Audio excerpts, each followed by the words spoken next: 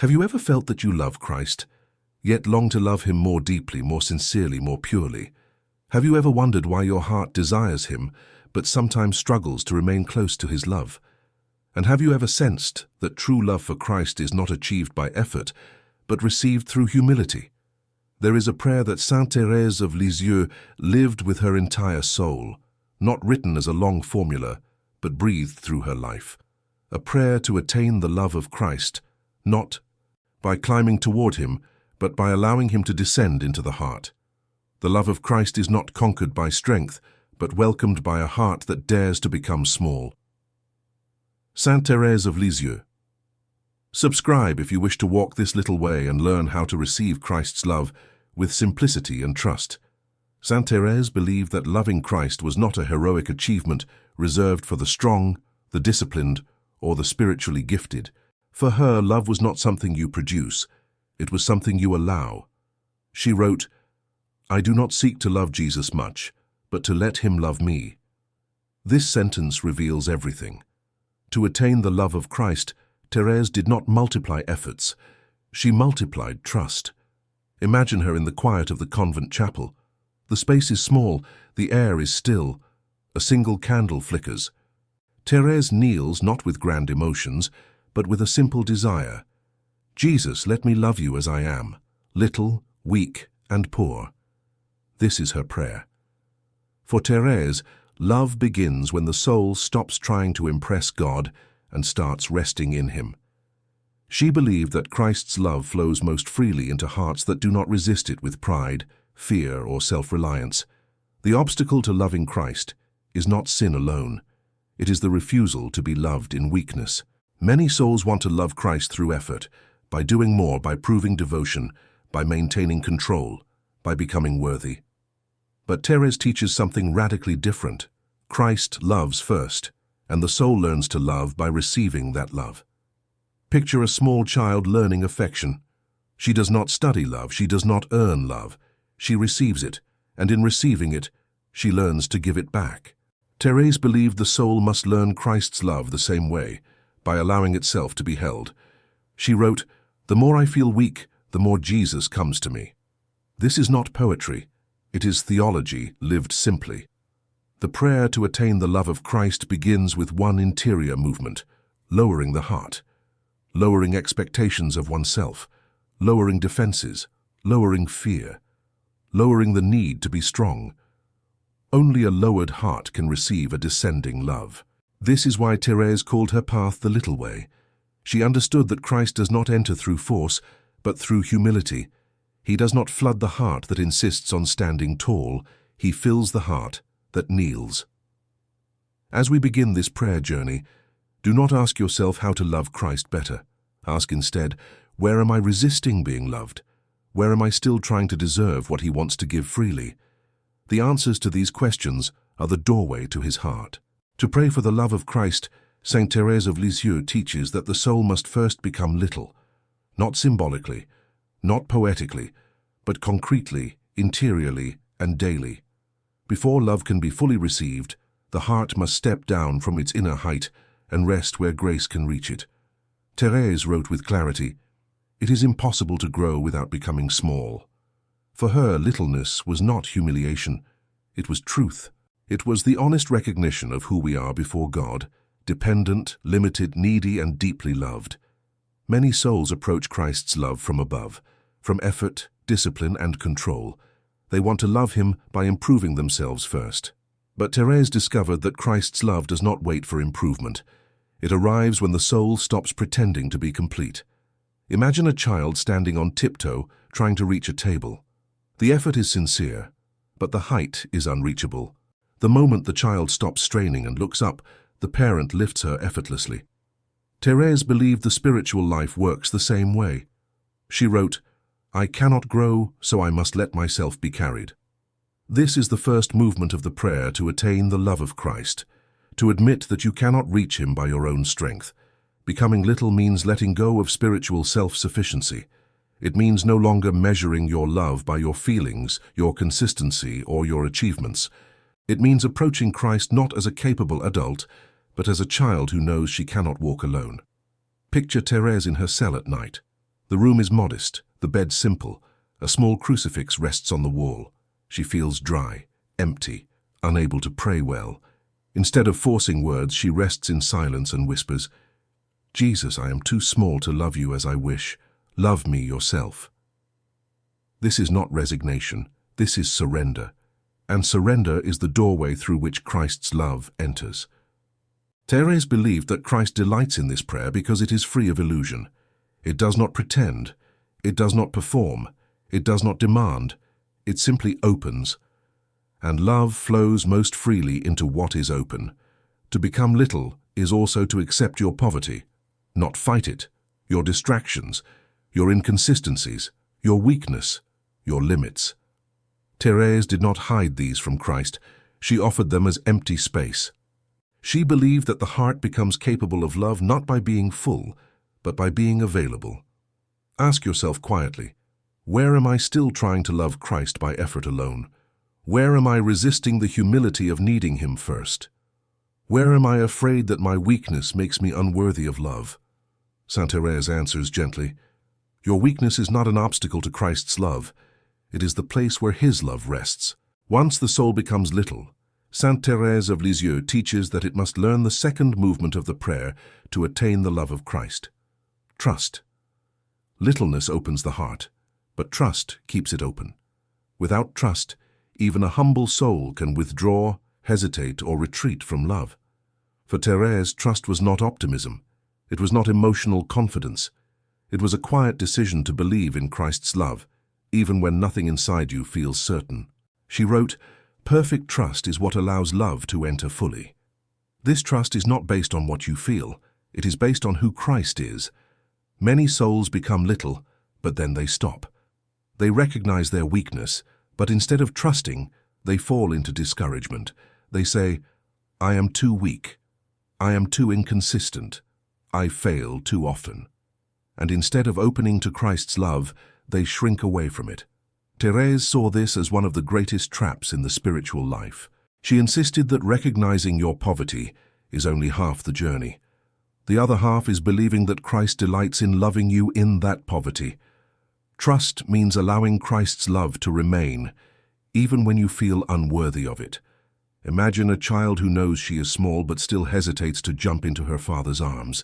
She sees his arms open, but fear whispers, "What if I fall?" Trust is the moment she jumps anyway. Thérèse lived this jump every day. When she felt dry in prayer, she trusted. When she felt misunderstood, she trusted. When she felt incapable of loving as she wished, she trusted. She wrote, "Even if I feel nothing, I choose to trust in love." This is crucial. Trust is not the result of feeling loved. Trust is the condition that allows love to act. Christ's love does not force itself upon the soul. It waits, patiently, gently, for trust. The moment the soul trusts, love flows without resistance. Picture Thérèse kneeling before the crucifix, her eyes resting on Christ's wounds. She does not analyze them. She does not explain them. She simply believes, "He loved me first," and in that belief, her heart rests. Trust also means allowing Christ to love you at His pace, not yours. Many souls become impatient with their spiritual growth. They want to love perfectly, quickly, intensely. But Thérèse teaches that love grows quietly, slowly, like a seed hidden underground. Trust accepts slowness. Trust accepts imperfection. Trust accepts that love matures through time and grace. Ask yourself honestly, do I trust Christ's love more than I trust my own effort? Do I believe He continues to love me when I feel dry or distant? Or do I retreat when I feel weak? Saint Thérèse answers softly, "The heart of Jesus is moved by trust more than by any sacrifice." After littleness opens the heart, and trust keeps it open, Saint Thérèse of Lisieux leads the soul into the third movement of the prayer to attain the love of Christ, abandonment. This is where love ceases to be cautious and becomes complete, not intense, not dramatic, but whole. Abandonment for Thérèse was not losing oneself, it was resting oneself entirely in Christ. She wrote, "To abandon oneself is to give everything and expect everything from God." This sentence carries a deep spiritual truth. Love grows when the soul stops negotiating with God. Many souls trust, but with limits. They trust in prayer, but not in suffering. They trust in calm moments, but not in uncertainty. They trust Christ with their spiritual life, but not with their fears, plans, or future. Abandonment removes these limits. Imagine placing an object in someone's hands, but keeping one finger on it, just in case. That is partial trust. Abandonment is releasing the object completely, without conditions, without control. This is what Thérèse learned to do with her heart. She abandoned her desire to understand everything. She abandoned her need to feel loved in a certain way. She abandoned her expectations of how Christ should act. And in this abandonment she discovered freedom. Picture Thérèse walking slowly through the convent garden. The path is narrow. The air is quiet. She does not know what the next years will bring. She does not know how her health will unfold. She does not know how her prayer will feel tomorrow. But she knows one thing, and it is enough. Christ loves her. So she places her entire life into his hands, not with anxiety, but with calm confidence. This is abandonment. Abandonment does not say, I accept because I must. It says, I accept because I trust. It is the soul saying to Christ, I do not need to see the road ahead, because I trust the one who walks with me. This is why abandonment deepens love. Love cannot fully enter a heart that still holds control. Christ's love is gentle. It will not invade. It waits until the soul opens every room. Thérèse believed that the soul who abandons itself becomes light, because it is no longer burdened by outcomes. Joy becomes quieter. Peace becomes deeper. Love becomes stable. She once wrote, I have placed my heart so close to Jesus that nothing frightens me anymore. Abandonment dissolves fear. Abandonment silences anxiety. Abandonment allows love to breathe freely. Ask yourself now, where am I still holding control? Where do I trust Christ only partially? Where am I afraid to abandon myself fully? Saint Thérèse answers gently, you do not need to abandon yourself perfectly. You only need to abandon yourself sincerely. When the soul has become little, learned to trust and chosen abandonment, Saint Thérèse of Lisieux introduces the fourth movement of the prayer to attain the love of Christ, gratitude. Not as a polite response, but as a spiritual posture that keeps love alive, awake and rooted in reality. For Thérèse, gratitude was not dependent on feelings. It was not emotional enthusiasm. It was a quiet recognition that love is already present. She wrote, everything is a grace. These three words summarize her entire spirituality. Gratitude teaches the soul to see Christ's love not only in consolations, but in ordinary moments, hidden sacrifices, and even in what feels empty. Without gratitude, love becomes restless. It searches constantly for proof. With gratitude, love rests. Many souls pray for the love of Christ while overlooking the countless ways that love is already touching them. They wait for intensity. They wait for warmth. They wait for certainty. And in doing so, they miss the subtle language of love that speaks through daily life. Thérèse did not wait. She thanked Christ for small things, for a moment of peace, for the patience she did not feel, for the opportunity to remain silent, for the strength to endure without being noticed. Imagine her folding laundry slowly, her hands tired, her mind quiet. Nothing extraordinary is happening. And yet she lifts her heart in gratitude. Thank you, Jesus, for this simple task, for letting me love you here. This is how gratitude deepens love. It anchors the soul in the present moment, where Christ always dwells. Gratitude also heals comparison. It frees the heart from measuring itself against others. It removes the need to feel exceptional. Thérèse believed that gratitude protects love from discouragement. When the soul is grateful, it no longer asks, am I loving enough? It simply loves with what it has. And Christ receives that love joyfully. Gratitude transforms even weakness into offering. Instead of fighting limitations, the grateful soul accepts them as places where Christ's love can rest. Thérèse did not thank God despite her weakness. She thanked him through it. She wrote, I thank God for having created me weak. This sentence reveals her freedom. She understood that gratitude disarms pride and fear at the same time. Ask yourself gently, do I recognize Christ's love only when I feel it? Or do I thank Him even when love feels quiet, hidden, or ordinary? Gratitude keeps love from becoming conditional. It says to Christ, I love you not because I feel you strongly, but because you are here. And this is why gratitude stabilizes the soul. It prevents spiritual impatience. It teaches the heart to wait without anxiety, to love without demand, to remain without questioning. After gratitude anchors the soul in Christ's presence, Saint Thérèse of Lisieux reveals the fifth movement of the prayer to attain the love of Christ, offering. This is where love stops remaining only interior and begins to express itself through the smallest actions of daily life. For Thérèse, love was never abstract. It was concrete, practical, hidden in ordinary gestures. She believed that Christ does not wait for extraordinary sacrifices. He receives love most tenderly when it is offered through small things done with great love. This is the heart of her little way. She wrote, Love proves itself by deeds, but not by grand deeds, by faithful ones. Offering in Thérèse's spirituality means transforming everyday actions into quiet prayers, a word spoken gently instead of sharply, a task completed patiently instead of hurriedly, a sacrifice accepted without complaint. These are the places where love becomes real. Imagine Thérèse in the convent refectory. The food is plain, the atmosphere simple. A sister beside her eats noisily. Irritation rises, small but real. Thérèse notices it. Instead of suppressing it or acting on it, she offers it. Jesus, I choose love here. No one notices. Nothing changes externally. But love grows. This is offering. Offering is the soul saying, I give you what I am doing now. I give you what I am feeling now. I give you this moment, exactly as it is. Thérèse believed that love grows not by intensity, but by consistency.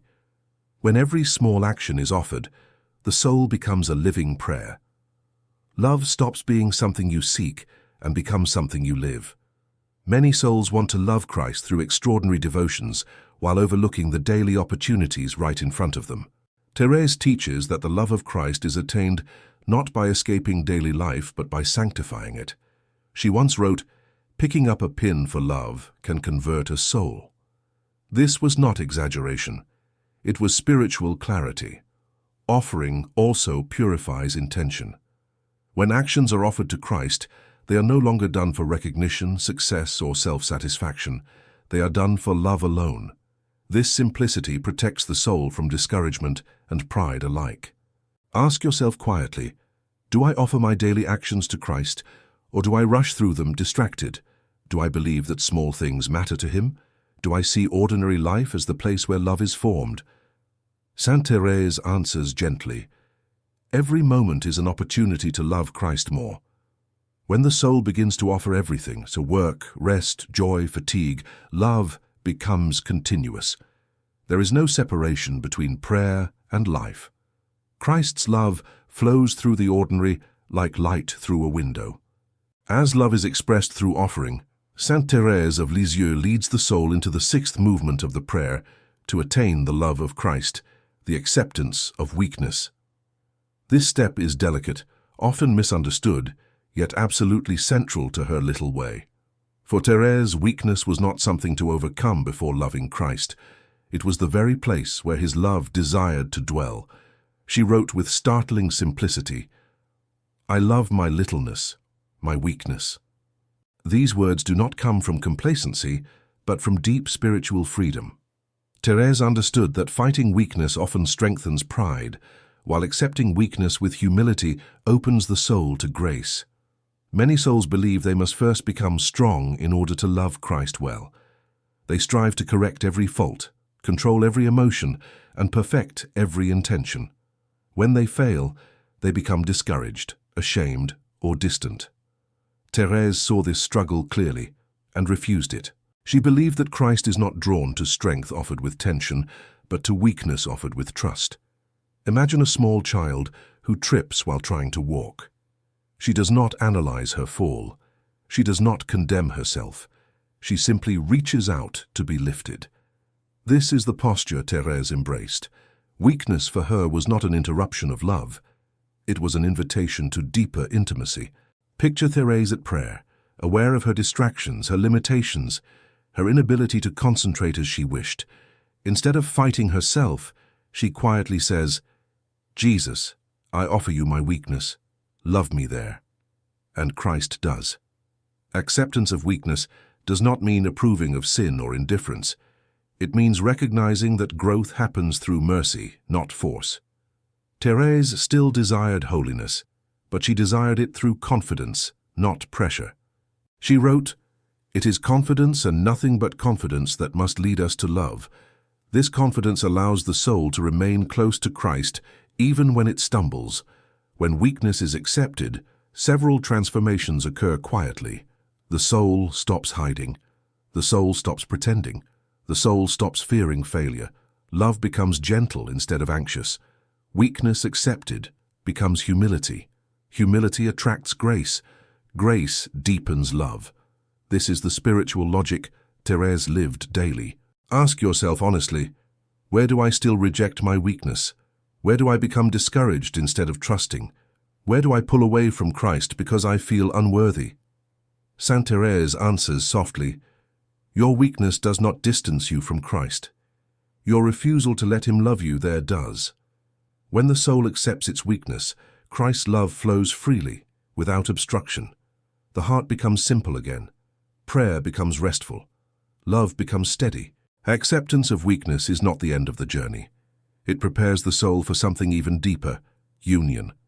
A union not built on strength, but on love, received and returned. After the soul has learned to become little, to trust, to abandon itself, to live in gratitude, to offer everything, and to accept its weakness. Saint Thérèse of Lisieux introduces the seventh movement of the prayer to attain the love of Christ. Remaining. Remaining in love. Remaining in his presence. Remaining without anxiety, without striving, without the fear of losing what has been received. For Thérèse, the greatest temptation after experiencing Christ's love was not sin, it was restlessness, the desire to do more, to feel more, to prove more. She understood that love weakens when the soul becomes anxious about sustaining it. She wrote, "It is not enough to love. One must remain in love." Remaining does not mean clinging. It does not mean forcing constancy. It does not mean guarding love with tension. Remaining means staying simple. Imagine a child sitting quietly beside a parent. She is not speaking. She is not asking. She is not doing anything useful. She is simply there, calm, safe, content. This is what remaining looks like in the spiritual life. Thérèse believed that Christ desires this kind of presence more than fervor. Love for her matured not through emotional intensity, but through peaceful fidelity. She stayed with Christ in dryness, in silence, in routine, in monotony. She did not leave when nothing seemed to happen. This is crucial. Many souls believe love has ended when emotion fades. Thérèse teaches that this is precisely when love becomes pure. Remaining means choosing Christ even when love feels quiet, ordinary or hidden.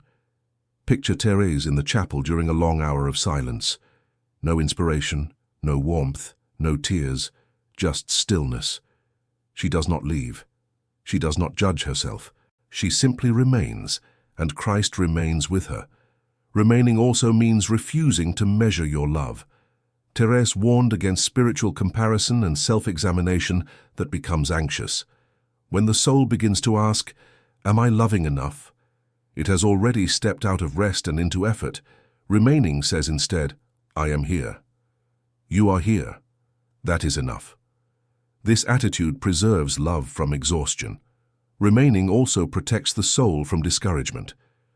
When you remain, you stop interpreting every interior change as a spiritual failure.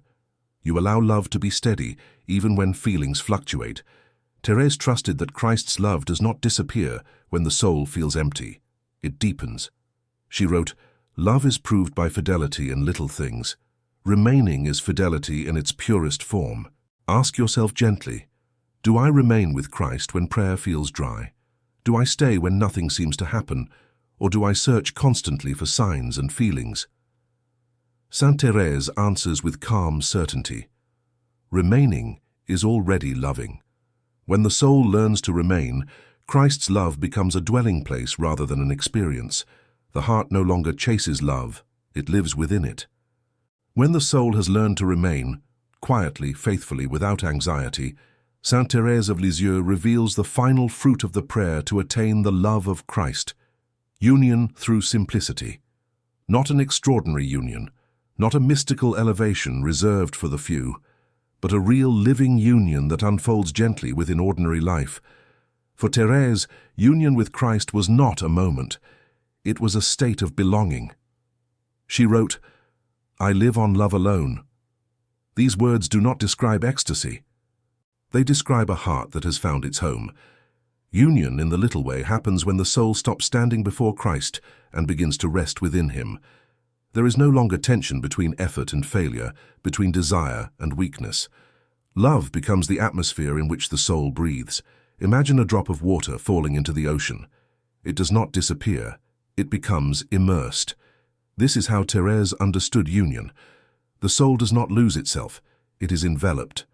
It remains itself, but no longer isolated. This union is quiet. It does not announce itself. It does not seek recognition. It does not need proof. It expresses itself through peace, gentleness, patience, and a deep inner certainty.